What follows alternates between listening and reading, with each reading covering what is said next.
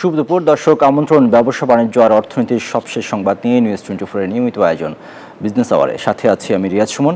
শনি থেকে বৃহস্পতিবার দুপুরে 1টায় প্রচারিত হচ্ছে এই অনুষ্ঠান। আয়োজনে থাকছে দেশ বিদেশের ব্যবসা বাণিজ্যের সবশেষ খবর ও খবরের বিশ্লেষণ।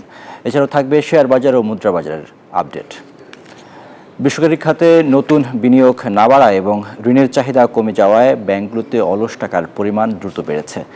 বাংলাদেশ ব্যাংকের সবশেষ তথ্য বলছে 2025 সালের জুন মাস শেষে দেশের 61টি তফসিলি ব্যাংকে উদ্বৃত্ত টাকার পরিমাণ বেড়ে হয়েছে প্রায় 2,83,000 কোটি টাকা। যদিও এই সময়ে ব্যাংক খাতে মোট তারল্য থাকার প্রয়োজন ছিল মাত্র 3,02,666 কোটি টাকা, কিন্তু বাস্তবে দাঁড়িয়েছে 5,86,305 কোটি টাকা।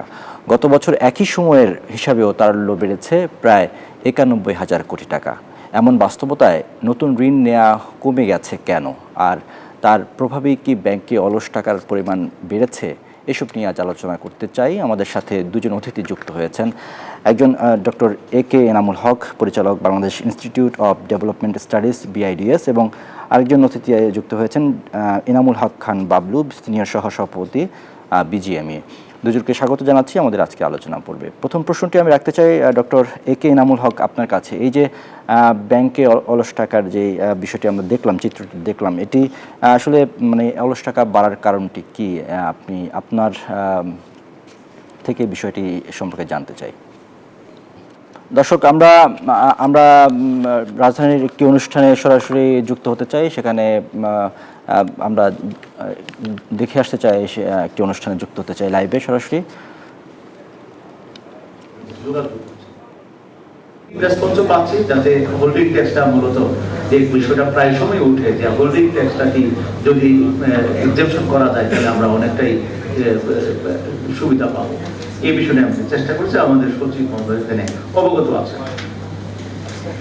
যে কয়েকটি বিষয় নিয়ে এখানে আসছে সেই বিষয়গুলি নিয়ে আমি যদি আলোচনা না করি তাহলে আমার কাছে মনে হয় যে আলোচনা সম্পন্ন হবে না। বেশ কয়েকজন বক্তা বক্তব্য দিয়েছেন, তাদের প্রতিটা কথাই কিন্তু মূল্যবান এবং তারা সবাই তো কাজ করছে। এই সেক্টরের প্রোস এন্ড কনস কি, সমস্যা কি, সম্ভাবনা কি, সবই আমরা জানি। আর যিনি প্রেসিডেন্ট যে উপস্থাপনা করেছেন এখানে তো কোনো জিনিস মোটামুটি বাকি রাখেন নাই, যে কি কি রেভিনিউ আছে, কি কি চ্যালেঞ্জেস আছে, আমরা সেই জিনিসগুলি আমরা বাকি রাখি নাই। উনি সেগুলি ভালো করে বলেছেন। মূলত আজকের ওয়ার্কশপটা ছিল হলো ব্র্যান্ডিং এর উপর। ব্র্যান্ডিং কখন হয়? যখন নাকি ফিনিশড আমি একটা প্রোডাক্ট তৈরি করার পরে মার্কেটিং এর প্রশ্ন, ট্রেডের প্রশ্ন এবং ব্র্যান্ডিং এর প্রশ্ন আসে। কিন্তু এর আগেও বিহাইন্ড দ্য যেহেতু প্রোডাকশনের বিষয়টা, ব্র্যান্ডিং এর বিষয়টা যখন আসে তখন এটার মূল থেকেও আসে। কারণ আমি কিভাবে প্রোডাক্টটা তৈরি করছি, কি কি রিকোয়ারমেন্টস ফুলফিল করছি, কি কি সুবিধা পাচ্ছি, এই জিনিসগুলি প্রাসঙ্গিকভাবে চলে আসে। এই কারণে জিনিসটা আসছে আমাদের।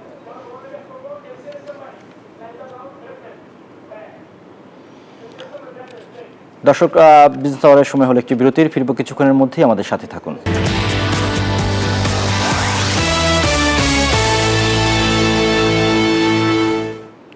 দর্শক, বেসরকারি খাতে নতুন বিনিয়োগ না বাড়ায় ঋণের চাহিদা কমে যাওয়ায় ব্যাংকে অলস টাকার পরিমাণ বাড়ছে। বিষয়টি নিয়ে আমরা আলোচনা করছিলাম। আমাদের সাথে দুজন অতিথি যুক্ত আছেন। ডক্টর একে এনামুল হক, পরিচালক মহাপরিচালক Bangladesh institute of development studies BIDS, এবং এনামুল হক খান বাবলু, সিনিয়র সহসভাপতি BGME।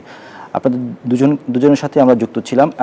ডক্টর একে এনামুল হক, আপনার কাছে প্রথম প্রশ্নটি রাখতে চাই। এই যে আমরা যদি বাংলাদেশ ব্যাংক যে প্রতিবেদনটি প্রকাশ করেছে সেখানে তাদের দেখা যাচ্ছে যে 2025 সালের জুন মাসে মোট তারল্য 5,86,000 কোটি টাকা। তো এই যে তারল্য বাড়ছে এবং ঋণ নেওয়ার চাহিদা কমে যাচ্ছে, এই বিষয়ে আপনি যদি একটু যুক্ত করতেন যে এটি কেন হচ্ছে। তো যেটা হচ্ছে যে ইকোনমিতে এখনো আনসার্টেনিটি কাটে নাই, আমরা এখনো নির্বাচন হবে এবং সেই ধারণায় আসছে। সুতরাং এই মুহূর্তে বড় ধরনের বিনিয়োগ ডিফিকাল্ট। দেশি বিনিয়োগরা অপেক্ষা করছে নির্বাচন হলে পরে কে সরকার গঠন করে সেটার জন্য, তাহলে সেটা একটা আনসার্টেনিটি আছে। দ্বিতীয় যে জিনিসটা আছে সেটা হচ্ছে ইন্টারেস্ট রেট হাই। উচ্চ ইন্টারেস্ট রেটে বিনিয়োগকারীদের স্পৃহা কম, একেবারে যে কাজটা না করলেই নয়, যে মেশিনটা না আনলেই নয়, তারা সেটাই করবেন। সো আপনি আশা করবেন না এই মুহূর্তে বিনিয়োগ বিরাট ভাবে বাড়বে। তো আমি যেটা ভাবছি যে সেটা, আর অন্যান্য দিকে যেটা হচ্ছে যেহেতু ডলার প্রাইসের একটা পরিবর্তন আসছে, কনজিউমার গুডস কস্টলি, সুতরাং মানুষজন ইনফ্লেশন একটু হাই, সুতরাং মানুষজন খরচ কম করছে, সুতরাং কনজিউমার লোন আপনার কম। আমার অবজারভেশন হচ্ছে যে এটা অস্বাভাবিক না, গিভেন দ্য ইকোনমিক সিনারিও, এটা আমার কাছে খুব অস্বাভাবিক মনে হচ্ছে না। হচ্ছে যে কর্পোরেট ঋণের চাহিদা কেমন দেখছেন এক্ষেত্রে, যদি আপনি এই বিষয়টা একটু যুক্ত করতেন। কর্পোরেট ঋণে যে বললাম যে কর্পোরেট ঋণগুলো যদি দেখেন, যারা কনজিউমার গুডস বিক্রি করে তারাও একটু স্লোতে আছে। বিশেষ করে এর আগে যদি কনজিউমার কর্পোরেট সেক্টরে যদি ইনভেস্টমেন্ট চিন্তা করেন, ইনভেস্টমেন্ট একটু স্লো, ইন্টারেস্ট রেট এখন হাই হয়ে গেছে, এখানে ইনভেস্টমেন্ট ইজ ভেরি স্লো, সুতরাং কেউই লোনের দিকে আগাবে না খুব একটা। এবং তার সাথে আমরা ইম্পোর্ট রেস্ট্রিকশন ছিল, মাত্র এই মাসে আমরা ইম্পোর্ট রেস্ট্রিকশন উইথড্র করেছি অনেকটা, সুতরাং অনেক জায়গায় আমরা ইম্পোর্ট কমিয়েছিলাম। ইম্পোর্ট কমানো মানে মেশিনারি আমদানি কম, আমাদের ইনভেস্টমেন্ট বলতে যদি মেশিনারিজ থাকে ইন্ডাস্ট্রিতে সেটাও কমে গেছে। সুতরাং given the interest rate, given the overall scenario ইকোনমিতে এবং ইন্টারেস্ট রেট বেড়ে যাওয়াতে তারল্যটা বেড়েছে ব্যাংকে। এটার একটা উদ্দেশ্য ছিল গভর্নমেন্টের, সেটা হচ্ছিল ক্যাশ টাকা যাদের কাছে আসে সেটা যেন ব্যাংকে চলে আসে, এটা ছিল একটা উদ্দেশ্য। আর বাকি উদ্দেশ্য যেটা ছিল সেটা হচ্ছে ইনফ্লেশনকে কমা। বাট আমার মনে হয় না যে ইনফ্লেশনের ব্যাপারে অতটা ইফেক্টিভ হচ্ছে, বাট অনেকগুলো টাকা ব্যাংকে ফেরত এসছে, that was one of the strategy. Doctor Enamul, আপনাকে ধন্যবাদ। আমরা আমাদের সাথে আরেকজন অতিথি আছে, এনামুল হক খান বাবলু, যিনি সিনিয়র সহসভাপতি বিজিএমইএ। আপনার কাছে প্রশ্ন রাখতে চাই যে এই যে ব্যাংকের তারল্যের পরিমাণ বাড়ছে, অন্যদিকে কর্পোরেট পর্যায়ে এবং ব্যবসায়ীরা হচ্ছে যে ঋণের চাহিদা কমছে বা খুব বেশি ঋণ তারা নিচ্ছে না, সব মিলে আসলে ব্যবসায়িক বিনিয়োগের যে পরিবেশ সেটি আসলে কেমন দেখছেন আপনারা? জেনারেলি বিজনেসের অবস্থা কিন্তু খুব একটা ভালো আমি এটা বলতে পারবো না, বাট এই মুহূর্তে আমাদের ট্যারিফ নিয়ে আমরা ভেরি ডিস্টার্বড। আমাদের এই বাংলাদেশে যে ব্যবসা বাণিজ্য যে একটা বাড়বে, সেটা হচ্ছে ট্যারিফটা আমাদেরকে লাস্ট 4 মাস আমরা কিন্তু খুব টেন্স ছিলাম। হাউএভার তারপরেও আমরা ভালো একটা ট্যারিফ পেয়েছি। আমার বাংলাদেশ, আমরা মনে হয় we are in a positive direction যাচ্ছি। বাট এই মুহূর্তে এই ডিরেকশনটা একটু স্থবির আছে। আমি ডক্টর এনামের সাথে আমি একমত। ইলেকশনের ব্যাপারটা নিয়ে একটু ইস্যু আছে, যে আমরা সবাই কিন্তু ভাবছি যে ইলেকশন হয়ে গেলে একটা ভালো একটা পরিবেশ আসবে। কিন্তু বিনিয়োগের ব্যাপার যদি বলি, আমরা খুব একটা বিদেশি বিনিয়োগও আসছে না। Only good news was Handa industry নামে একটা কোম্পানি, তারা $250 মিলিয়ন ইনভেস্টমেন্ট করবে বলে প্রতিশ্রুতি দিয়েছে জুলাই মাসে, এই 2025-এ। এটাই একটা বড় ইনভেস্টমেন্ট ছিল। আর এছাড়া ফরেন ইনভেস্টমেন্ট খুব একটা নাই। বাট যেটা ঘটতেছে foreign investment in a very different manner, সেটা হচ্ছে যে চাইনিজ ইনভেস্টাররা আসছে, তারা ফ্যাক্টরি স্টাবলিশ করছে। যেহেতু চায়নাতে ট্যারিফ নিয়ে খুব খারাপ একটা অবস্থা, সেই কারণে তারা কিন্তু রিলোকেট করছে তাদেরকে, তারা বাংলাদেশে এসে। আমার স্ট্যাটিস্টিক্স অনুযায়ী বাংলাদেশের নতুন যে ফ্যাক্টরি হচ্ছে 2024 সালের 1 জানুয়ারি থেকে 31 ডিসেম্বর 2024 সালে 103টা ফ্যাক্টরি আমরা নতুন অ্যাপ্রুভাল দিয়েছি। আর তার মধ্যে 10টা হচ্ছে বিদেশি এবং 2টা হচ্ছে জয়েন্ট ভেঞ্চার। আর 2025 সালে 2025 সালে অলরেডি আমরা 63টা ফ্যাক্টরি আমরা অ্যাপ্রুভাল দিয়েছি, তার মধ্যে 10টা বিদেশি, 2টা জয়েন্ট ভেঞ্চার। এখানে কিন্তু ফ্যাক্টরি, যে নতুন ফ্যাক্টরি হচ্ছে, এটা কিন্তু মন্দ না, খারাপ না। We are looking into a good, নতুন ফ্যাক্টরি হচ্ছে। তেমনি ভাবে আবার ফ্যাক্টরি বন্ধও হচ্ছে। সো নতুন ফ্যাক্টরি যেটা আসতেছে, এটা কিন্তু not a very bad sign আর কি, তো কোয়াইট গুড। স্পেশালি দ্য চাইনিজরা কিন্তু 2024 সালে 8টা ফ্যাক্টরি তৈরি করছে এখানে বাংলাদেশে। 2025 সালে অলরেডি 4টা ফ্যাক্টরি তারা এখানে তৈরি করেছে। তারা এখানে ইনভেস্টমেন্ট করছে, জায়গা জমি কিনছে এবং বিল্ডিং ভাড়া করে তারা এখানে ইনভেস্টমেন্ট করছে চাইনিজরা। বাট সেই তুলনায় কিন্তু আমরা ইন্ডিয়ান ইনভেস্টমেন্ট কিন্তু আমরা আশা করছিলাম, যেহেতু ইন্ডিয়াতে হাই ট্যারিফ, ইন্ডিয়া থেকে কিছু রিলোকেশন হয় কিনা। না, ইন্ডিয়া থেকে কোনো ফ্যাক্টরি আসবে না, বাট বরঞ্চ ইন্ডিয়া আমাদেরকে অর্ডার দিচ্ছে, বাট ফ্যাক্টরি রিলোকেট হচ্ছে না, ইনভেস্টমেন্ট আসতেছে না। তো ইন জেনারেল আমি যেটা মনে করি যে চাইনিজ ইনভেস্টমেন্ট আসছে, Indian investment is going towards Africa. ওরা আফ্রিকায় যাচ্ছে। ইন্ডিয়া যে প্রোডাকশন দিতে পারছে না, তার জন্য তারা খুব বেশি বাংলাদেশে আসছে না, তারা কিন্তু কেনিয়া এবং ইথিওপিয়াতে শিফট করছে। So investment going to Africa, which is very interesting একটা ডেভেলপমেন্ট। চায়নাও কিন্তু আফ্রিকাতে ইনভেস্টমেন্ট শুরু করেছে। সো আমরা আমেরিকান ট্যারিফ থেকে যে একটা বিরাট হেল্প পাবো, সেই হেল্পটা আমরা আশা করছি, এখনো আমরা পাবো বিশ্বাস করি। কিন্তু আমরা দেখলাম যে ইন্ডিয়া একটা বড় একটা চাঙ্ক কিন্তু আফ্রিকায় যাচ্ছে, চাইনিজরাও আফ্রিকায় যাচ্ছে। However this is a general বিনিয়োগ condition in Bangladesh right now. আপনার কাছে আরেকটা বিষয় যদি আপনি যুক্ত করতেন যে অভ্যন্তরীণ যারা আমরা আমাদের দেশের উদ্যোক্তারা আছে বা ব্যবসায়ীরা আছে তারা বিনিয়োগের আস্থা রাখতে পারছে না। আমরা যদি গত 5 আগস্টের পর থেকে চিত্রটি দেখি যে আসলে খুব বেশি বিনিয়োগ দেশে হচ্ছে না। যারা দেশের বাংলাদেশি উদ্যোক্তা যারা আছেন, এখানে আসলে প্রতিবন্ধকতাগুলো কোথায়?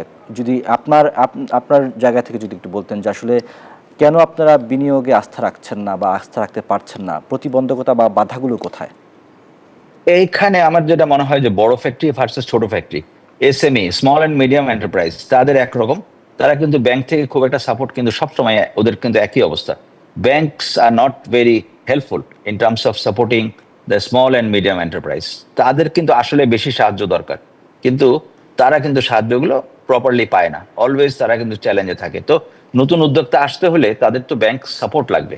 ব্যাংকস, আমি যদি বড় একটা উদ্যোগ, যেমন আমারটা তুলনামূলকভাবে একটু বড় ফ্যাক্টরি আমার, তো আমার গ্রুপ যদি এখন আমি এক্সপানশন করতে চাই, আমি ব্যাংক থেকে পুরো সাপোর্ট আমি পাবো, আমি ফুল সাপোর্ট পাবো।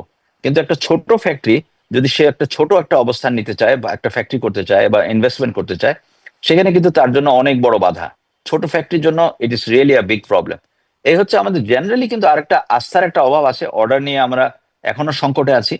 ইউরোপ অনেকটা সফট হয়ে এসছে, অর্ডার কিন্তু খুব যে একটা মারাত্মক বৃদ্ধি হচ্ছে তাও না, খুব একটা খারাপও না, মানে একটা স্টেডি অবস্থায় আছে।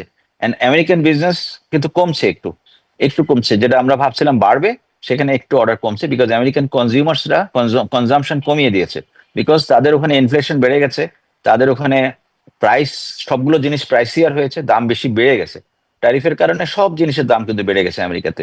সো আমেরিকান কনজামশন কিন্তু কমে গেছে। So lot of changes are coming, একটু অস্থিতিশীল অবস্থা। তো সেই কারণে আমি মনে করি বাংলাদেশের বিনিয়োগকারীরা তারাও কিন্তু অনেক সতর্কভাবে আগাচ্ছে, তারা একটু কেয়ারফুলি আগাবে, বিকজ এই অনিশ্চিত সিচুয়েশনে কিন্তু বিনিয়োগ হয় না, অনিশ্চয়তা। আমরা একটা একটা মাত্র সামনে আসার আলো দেখছি, which is very good sign, সেটা হচ্ছে ইলেকশন। আমি মনে করি বাংলাদেশে যদি সুস্থ একটা সুন্দর একটা ইলেকশন যদি আমরা বের করতে পারি, তাহলে কিন্তু আমাদের দেশে যেমন ভাবমূর্তি বাড়বে, তেমনি ভাবে আমাদের লোকের কনফিডেন্স বাড়বে, এবং আমি মনে করি তখন খুব ভালো একটা ইনভেস্টমেন্ট শুরু হবে। একে এনামুল হক, আপনার কাছে একটা প্রশ্ন রাখতে চাই। এই যে ব্যাংকে অলস টাকার পাহাড় বলছে বাংলাদেশ ব্যাংকের তথ্য অনুযায়ী, অন্যদিকে ব্যবসায়ীরা সেভাবে বিনিয়োগে আস্থা রাখছে না বা তারা ঋণ নেওয়ার প্রতিও খুব বেশি আগ্রহ দেখাচ্ছে না।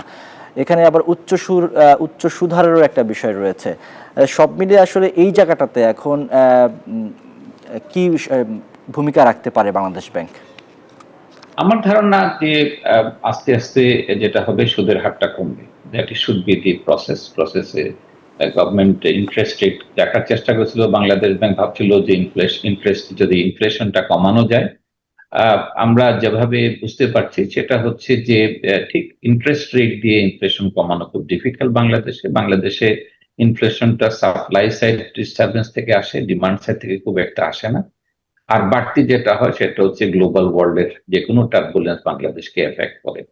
সুতরাং আমার অবজারভেশন হচ্ছে যে আগামীতে দেখবেন আস্তে ধীরে ধীরে ইন্টারেস্ট রেট কমে আসবে। তবে ইন্টারেস্ট রেট কমে যাওয়ার সাথে ইনফ্লেশন একটা সম্পর্ক আছে, সুতরাং ইনফ্লেশনও কমাতে হবে, সেটাও ভেরি ইম্পর্টেন্ট। তো সেই জন্য স্ট্র্যাটেজিক মুভ গভর্নমেন্ট হয়তো দেবে।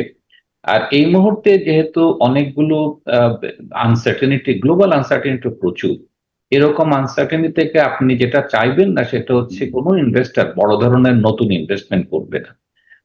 মানে Chinese is a good strategy, চাইনিজটা অন্য কারণে আসছে বা তারা এমনিও আসছিল। আর তার বাইরে তারা অপেক্ষা করবে একটা স্টেবিলিটি, শুধু বাংলাদেশের ইলেকশন না, গ্লোবাল স্টেবিলিটিটাও ইম্পর্টেন্ট। কারণ আমেরিকান ট্যারিফ পলিসির ফলে গ্লোবাল ইনস্টেবিলিটি আছে, এবং এই ইনস্টেবিলিটি কোন দিকে যায় কেউ জানে না। সো আমার কাছে মনে হচ্ছে অপেক্ষা করা এবং নিজেদের ইকোনমিতে ইন্টারেস্ট রেটটাকে কমিয়ে আনলে যেটা হবে, তারা সুযোগটাকে ব্যবহার করবে এবং সেই সুযোগে দেশীয় ইনভেস্টমেন্টটা বাড়বে। আমার মনে হয় that should be the strategy.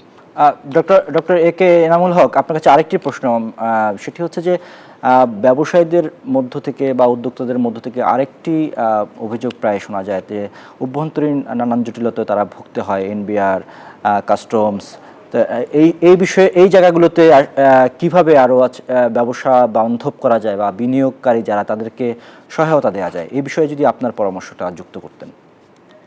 আমি যেভাবে দেখি সেটা হচ্ছে, আমরা ব্যবসা বান্ধব বলতে তো রুলস এর বাইরে যাওয়া, সুতরাং এনবিআর বলেন, কাস্টমস বলেন, এখানে রুলস গুলোকে স্পষ্ট করা।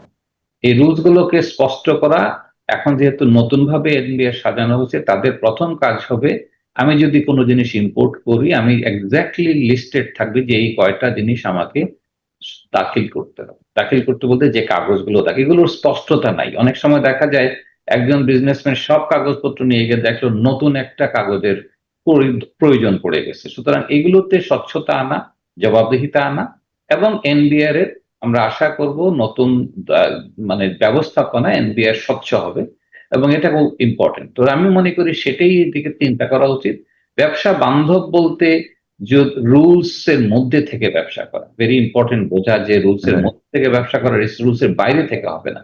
কিন্তু রুলস এর মধ্যে করতে গিয়ে বিশেষ করে দুর্নীতি, বিশেষ করে আনসার্টেনিটি, অনেক সময় স্বচ্ছতা না থাকা, জবাবদিহিতা না থাকা, একটা কাগজ নিয়ে সরকারি অফিস বসে থাকবে, কতদিন বসে থাকবে, তারও একটা নিয়ম বেঁধে দেওয়া উচিত যে আমি যদি অ্যাপ্লাই করি এতদিনের মধ্যে উত্তর দিতে হবে, না দিলে কাউকে না কাউকে দায়ী করতে হবে। সুতরাং এই সরকারি ব্যবস্থাপনায় স্বচ্ছতাটা আনা উচিত। আমি মনে করি সেটাই ব্যবসা বান্ধব।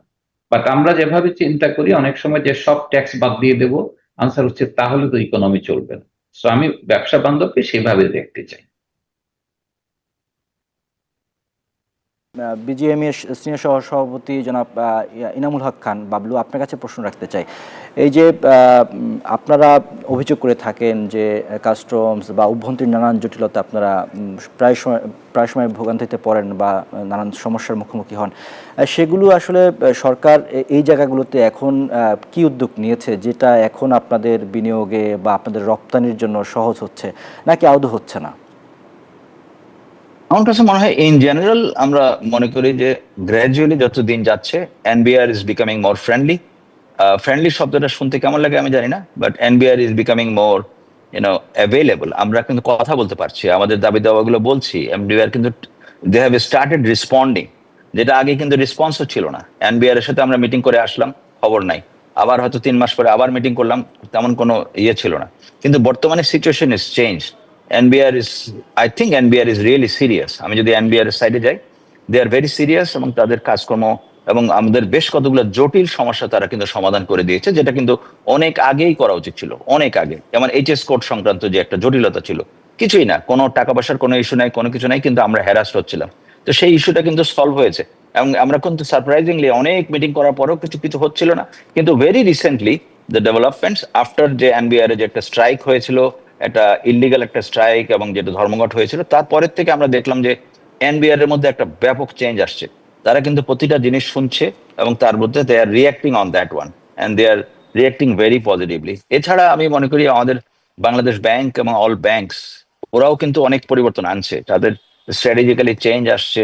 বেশ কিছু বক্তব্য ছিল আমাদের, আমাদের কোনো হয়তো বেতনের আগে দেখা যাচ্ছে শ্রমিকদের বেতন দিবে, টাকা নাই, ব্যাংকে টাকা নাই। তো এই অবস্থা কিন্তু চেঞ্জ হয়েছে, এবং সব ফ্যাক্টরিগুলোতে, সবগুলো ব্যাংকে অ্যাটলিস্ট বেতনের ক্ষেত্রে কোনো প্রবলেম হচ্ছে না, সবগুলো বেতন তারা অ্যারেঞ্জ করে দিচ্ছে। ইভেন এসআইবিএল এবং এক্সিম নামে দুটো ব্যাংক আছে যারা সিক ব্যাংক, খুবই খারাপ অবস্থা তাদের, সেই ব্যাংকে সেখানেও কিন্তু 886 কোটি টাকা আমরা তারা আমাদেরকে ছাড় দিয়েছে, ছাড় দিয়ে বেতনগুলো দিতে। ফ্যাক্টরিগুলোতে টাকা কিন্তু ফ্যাক্টরি, ওদের টাকা এসেছিল বিদেশ থেকে, কিন্তু টাকা বের করতে পারছিল না, টাকা রিসিভ করতে পারছিল না। সেই জায়গায় আমাদের বিজিএমই থেকে নেগোসিয়েশন এবং অনেকগুলো কড়া নেগোসিয়েশন করার পর আমরা কিন্তু 886 কোটি টাকা ছাড় করিয়ে এনেছি, এবং ফ্যাক্টরিগুলো তাদের ওয়ার্কারদের বেতন দিতে পেরেছে। তো এটা আমি মনে করি যে একটা পজিটিভ সাইড। আমাদের আরএমজি ইন্ডাস্ট্রিকে একটা ইয়ে দেওয়া হচ্ছে, একটা প্লেস দেওয়া হচ্ছে, যে সো দ্যাট আমরা বেতন নিয়ে যেন আমরা সাফার না করি।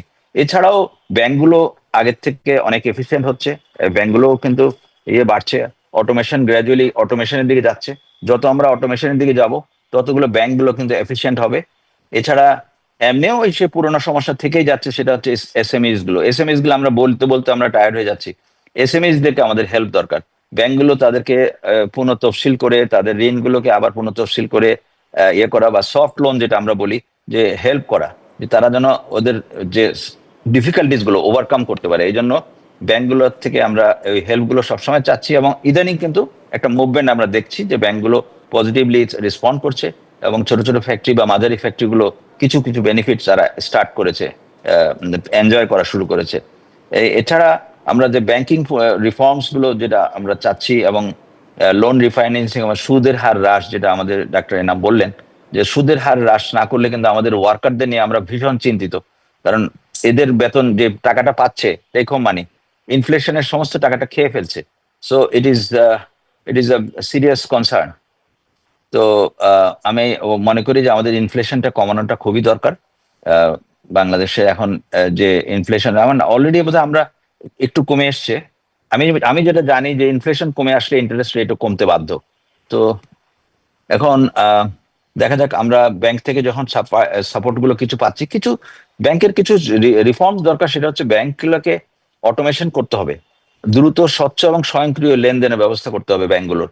তো এই অটোমেশন গুলো যদি করা হয় তাহলে আমাদের মনে হয় যে আরেকটু ইজিয়ার হবে ব্যাংকিং করা, এলসি ওপেন করা। এগুলো যদি আমরা অটোমেশনের দিকে যেতে পারি তাহলে আমার মনে হয় আমরা একটা ভালো পরিবেশ। তবে ইন জেনারেল ফরেন রিজার্ভ আমরা দেখছি খুবই ভালো রিজার্ভ, আমরা $20 বিলিয়ন থেকে 31+ বিলিয়নে চলে এসছে এবং গোয়িং আপ। তো যেটা আমাদেরকে ভালো একটা স্ট্যাবিলিটি দিচ্ছে। আমরা দেখছি যে আমাদের ব্যাংকিং রিজার্ভ বাড়ছে, এই বাড়া জিনিসটা কিন্তু আমাদের জন্য একটা স্বস্তির চিহ্ন আর কি। তো ইন জেনারেল আমি বলবো যে একটা পজিটিভ এনভায়রনমেন্ট সৃষ্টি হচ্ছে। ডক্টর এনামুল হক এবং এনামুল হক খান বাবলু, আপনাদের দুজনকে আমরা আলোচনা আপনাদের কাছে শুনবো, তবে তার আগে আমাদের কাছে কিছু তথ্য আছে সেগুলো একটু দেখে নিতে চাই। এই মুহূর্তে আমরা দেখতে পাচ্ছি যে বিষয়টা নিয়ে আমরা আলোচনা করছিলাম যে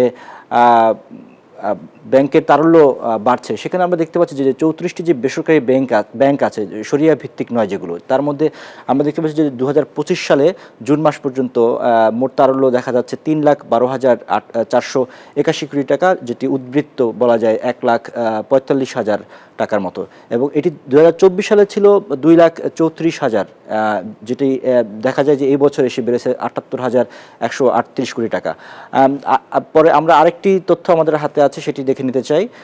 এখানে দেখতে পাচ্ছি যে শরিয়া ভিত্তিক যে 10টি ইসলামী ব্যাংক আছে সেখানে 2025 সালের জুন মাস পর্যন্ত মোট তারল্য আছে 40,656 কোটি টাকা এবং উদ্বৃত্ত আছে 2,673 কোটি টাকা।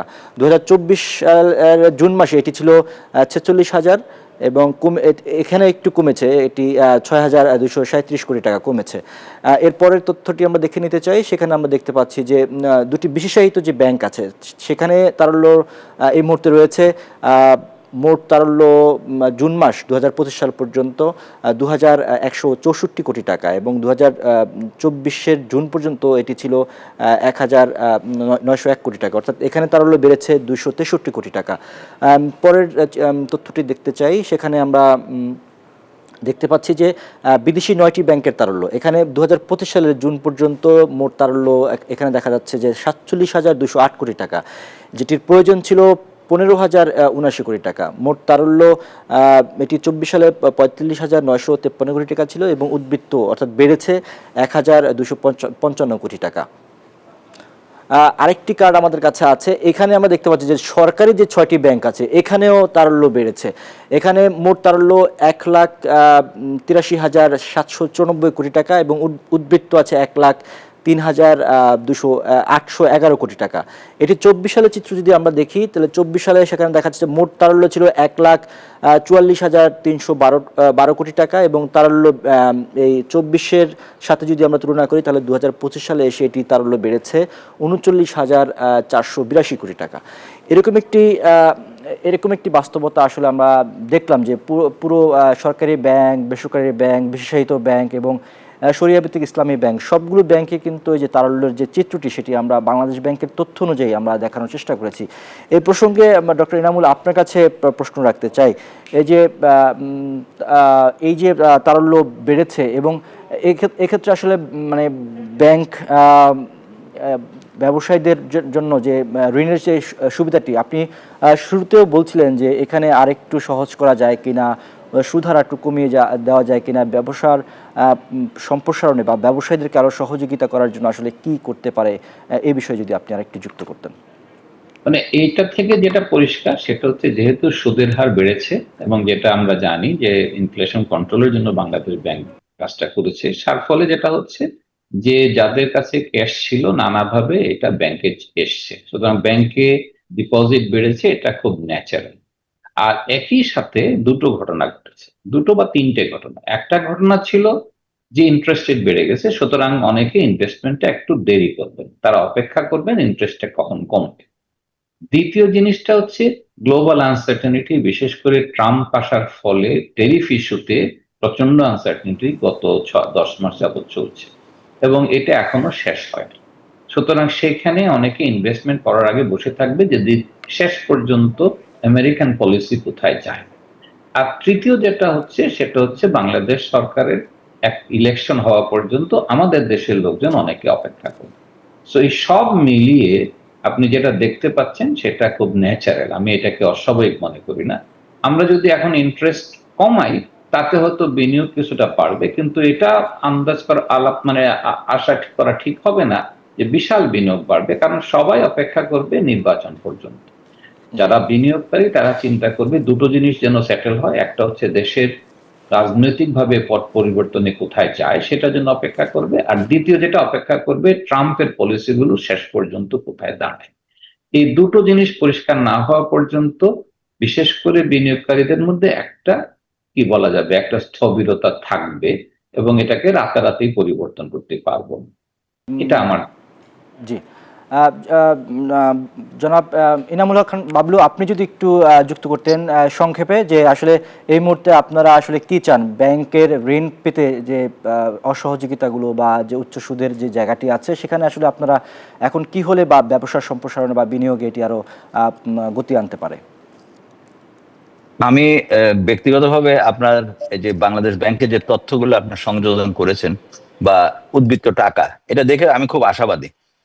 ইকোনমিক্স ডক্টর এনাম উনি যে কথাগুলো বললেন পিওরলি উনি ইকোনমিক পয়েন্ট অফ ভিউতে কথাগুলো বললেন, কিন্তু আমার একদম ব্যবসায়িক দৃষ্টিকোণ সেটা হচ্ছে যে তারল্য তো আছে। তাহলে আমি যখন লোন চাইতে যাই বা আমাদের ছোট ছোট ফ্যাক্টরি যখন কিছু তাদের হেল্প চায়, তখন তো বলা হয় যে টাকা নাই। তাহলে এই টাকা নাই তখন কিভাবে টাকা নেই? I can C A lot of money, প্রতিটা ব্যাংকে প্রচুর টাকা, টাকা তো জমে আছে।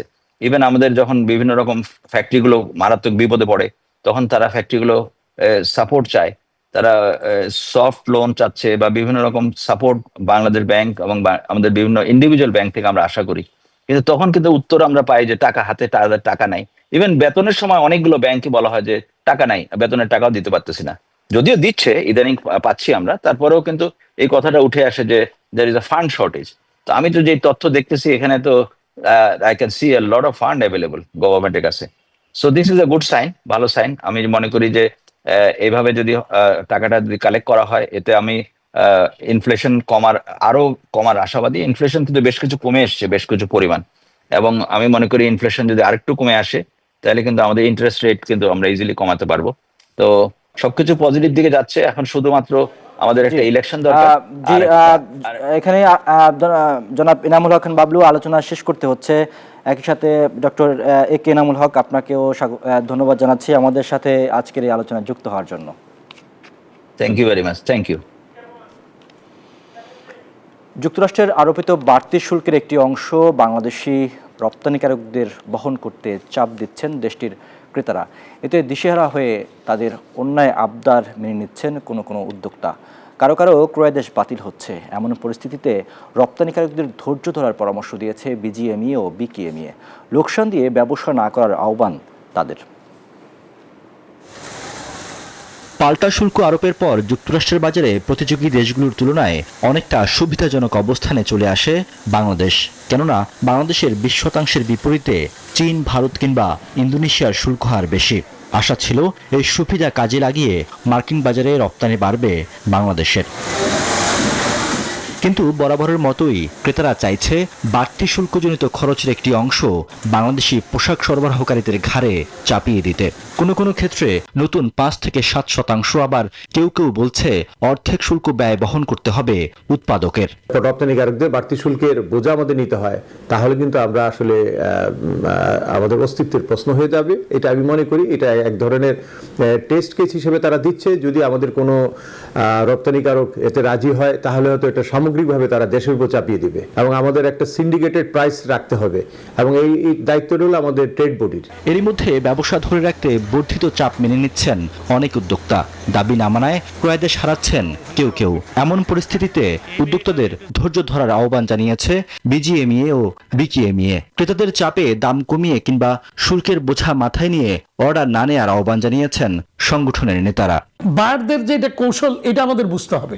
বায়াররা তো চাইবেই যে এই বাড়তি যে শুল্ক, এর একটা অংশ আমাদের উপর চাপাই দেওয়া যায় কিনা, বাট তাদের এই আনইথিক্যাল প্র্যাকটিসটা এই জন্য করা উচিত না, কারণ তারা জানে টোটাল এই মালের কস্টিংটা কি আমরা 1%, 2%, 3%-এর বেশি যে প্রফিট করি না, এটাও তারা জানে।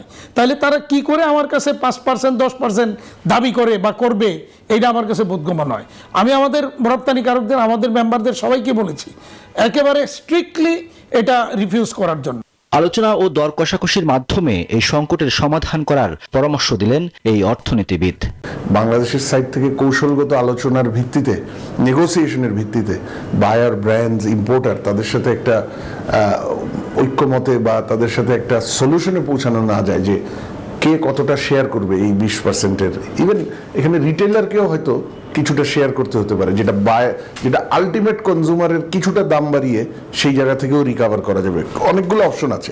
শুধুমাত্র যুক্তরাষ্ট্রের বাজার কেন্দ্রিক না থেকে ইউরোপীয় ইউনিয়ন সহ নতুন নতুন বাজার তৈরি করারও পরামর্শ দেন বিশ্লেষকরা। রিয়াদ সুমন, নিউজ 24, ঢাকা। দর্শক, এবার জানাবো শেয়ার বাজারের খবর।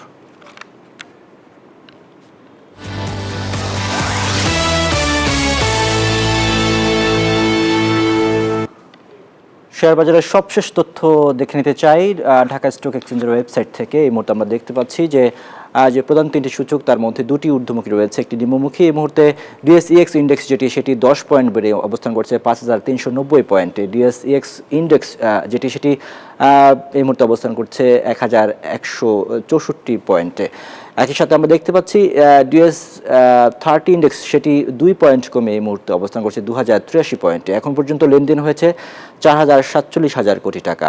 218টি কোম্পানির শেয়ারের দর বেড়েছে, কমেছে 105টি কোম্পানির শেয়ারের দাম এবং অপরিবর্তিত আছে 74টি কোম্পানির শেয়ারের দর। দর্শক, এরপরে জানাবো মুদ্রা বাজারের আপডেট। মুদ্রা বাজারে আমরা দেখে নিতে চাই। মুদ্রা বাজারে এই মুহূর্তে মার্কিন ডলার 122 টাকা ক্রয় হয়ে বিক্রি হচ্ছে 123 টাকায়, ইউরো 137 টাকায় ক্রয় হয়ে বিক্রি হচ্ছে 142 টাকায়, পাউন্ড 157 টাকায় ক্রয় হয়ে বিক্রি হচ্ছে 165 টাকায়, চীনা ইউয়ান 16 টাকায় ক্রয় হয়ে বিক্রি হচ্ছে 17 টাকা 50 পয়সায়, সৌদি রিয়াল 32 টাকা 50 পয়সায় ক্রয় হয়ে বিক্রি হচ্ছে 32 টাকা 60 পয়সা এবং ভারতীয় রুপি 138 টাকায় ক্রয় হয়ে বিক্রি হচ্ছে 1 টাকা 38 পয়সায় ক্রয় হয়ে বিক্রি হচ্ছে 1 টাকা 45 পয়সায়। জানাবো স্বর্ণের দাম। স্বর্ণের দামের চিত্র আমরা দেখে নিতে চাই। এই মুহূর্তে আমরা দেখতে পাচ্ছি যে 22 ক্যারেটের স্বর্ণ সেটি প্রতি ভরির দাম আজকের বাজারে রয়েছে 1,92,969 টাকা। 21 ক্যারেটের স্বর্ণের দাম রয়েছে 1,84,198 টাকা। 18 ক্যারেটের প্রতি ভরি স্বর্ণের দাম আছে 1,57,884 টাকা এবং সনাতন প্রতি ভরি স্বর্ণের দাম আজকের বাজারে রয়েছে 1,31,045 টাকা। জানাবো রূপার দাম। রূপার দামের চিত্রটি আমরা দেখে নিতে চাই।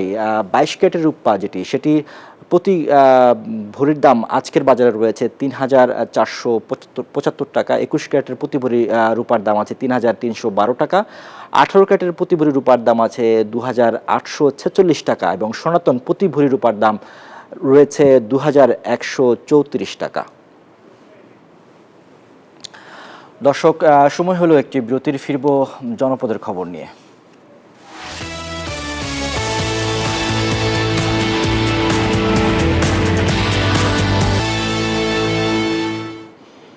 নড়াইলে মাশরুম চাষ করে সফল হয়েছেন এক প্রান্তিক কৃষক। মাত্র 50টি স্পন দিয়ে শুরু হলেও এখন 3 শতাধিক স্পন থেকে মাশরুম উৎপাদন করে মাসে আয় করছেন প্রায় 40,000 টাকা।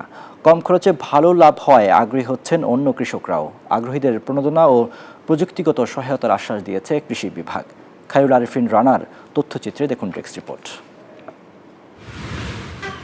ঘরের ভেতর সারি সারি সাজানো স্পন প্যাকেট, সাদা মাইসেলিয়ামে ভরপুর এসব প্যাকেট থেকে মাথা তুলে ফুটে উঠছে মাশরুম কড়ি। জন্মেছে থোকায় থোকায় শুভ্র মাশরুমের। নড়াইল সদরের সরসপুর গ্রামের পরিশ্রমী কৃষক অসিত বসুর ছোট্ট ঘরে করা মাশরুম খামার এখন আলোচনায়। বর্তমানে ওয়েস্টার জাতের মাশরুম চাষ হচ্ছে। আধা কেজি থেকে 1 কেজি ওজনের প্যাকেটে স্পন সংযোজনের 4 সপ্তাহ পরই উৎপাদন শুরু হয়। প্রতিটি প্যাকেট থেকে 3 মাসে কয়েক ধাপে পাওয়া যায় 2 কেজি পর্যন্ত মাশরুম। একটা বড় এর পিছনে যে বৃহৎ কিছু আছে সেরকম আশার হলো আমি দেখতে পেয়েছি। এখন একটু সাহায্য সহযোগিতা পেলে আমি এটাকে বড় আকারে নিয়ে যাওয়ার চেষ্টা আছি, ব্যক্তিগতভাবে আছি। সেইভাবে বিভিন্ন সংস্থা সরকার আছে, যদি আমাকে একটু সহযোগিতার হাত বাড়িয়ে দেয় আমি এটাকে নড়াইল জেলায় একটা প্রতিষ্ঠিত রূপ দিতে পারবো। অসিতের সাফল্যে অনুপ্রাণিত হয়ে আশেপাশের অনেকেই মাশরুম চাষে আগ্রহী হয়ে উঠছেন। স্পন নিয়ে আসে, স্পন সাদাই অসিত আমাকে সবকিছু শিখিয়ে দিয়ে সেটাই আমি এখন বর্তমানে অসিতের মাধ্যমে বাজারজাত করতে। দেখে অনেক ভালো লাগলো মাশরুম চাষ সম্পর্কে, এবং নিজেরও একটু অভিজ্ঞতা হলো এবং নিজে বাসায় উৎপাদন করার চিন্তা ভাবনা নিব। এই বন্ধুদের নিয়ে আসছি এখানে ভিজিটের উদ্দেশ্যে, এসে খুব ভালো লাগলো। সরকারি প্রণোদনায় অসিতকে প্রশিক্ষণ ও মাশরুম প্রয়োজনীয় উপকরণ দিয়েছে কৃষি বিভাগ।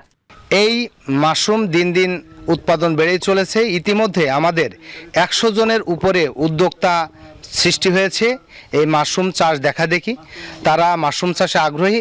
স্বল্প খরচে লাভজনক এই চাষ নড়াইলের চাষিদের জন্য খুলে দিতে পারে আয়ের নতুন দিগন্ত, বলছেন সংশ্লিষ্টরা। Desk report, news 24।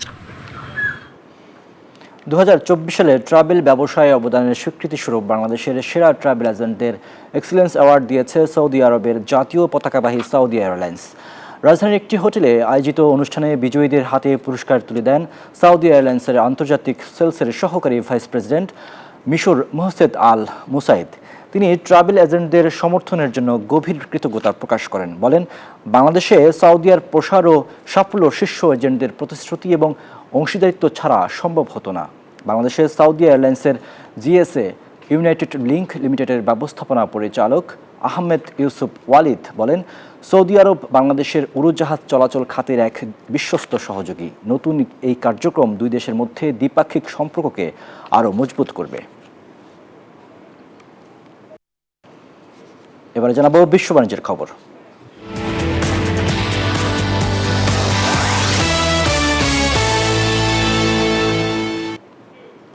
সাইবার অ্যাটাকের কারণে উৎপাদন বন্ধ থাকা জাগুয়ার ল্যান্ড রোভারকে 150 কোটি পাউন্ডের ঋণ গ্যারান্টি দিয়ে পাশে দাঁড়িয়েছে ব্রিটিশ সরকার।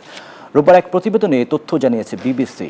সংবাদ মাধ্যমটির খবরে বলা হয়, গত আগস্টের শেষ দিকে সাইবার হামলার শিকার হওয়ার পর থেকে সংস্থাটির উৎপাদন পুরোপুরি বন্ধ রয়েছে, যা এর সরবরাহকারী সংস্থাগুলোর হাজারো কর্মীকে চাকরিতে ঝুঁকিতে ফেলে। এই সরকারি সহায়তার মূল লক্ষ্য যন্ত্রাংশ সরবরাহকারীদের টিকিয়ে রাখা এবং ব্রিটিশ গাড়ি শিল্পের সঙ্গে জড়িত কর্মীদের চাকরি রক্ষা করা। জেএলআর কর্তৃপক্ষ জানিয়েছে, দ্রুত উৎপাদনে ফিরতে সর্বোচ্চ চেষ্টা চালাচ্ছে তারা। এই ছিল বিজনেস আওয়ারের আজকের আয়োজন। এতক্ষণ সাথে থাকার জন্য ধন্যবাদ সবাইকে।